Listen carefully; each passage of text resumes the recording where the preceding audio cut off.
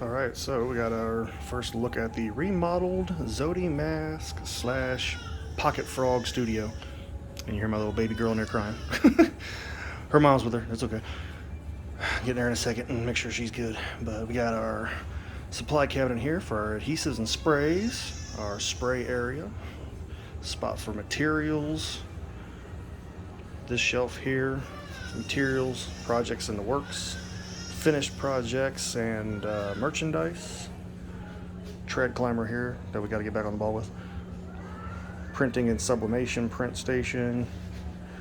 We moved the Cricut and vinyl cutter all over along this wall. There's Cat. Say hi, Cat. What's up, Georgia?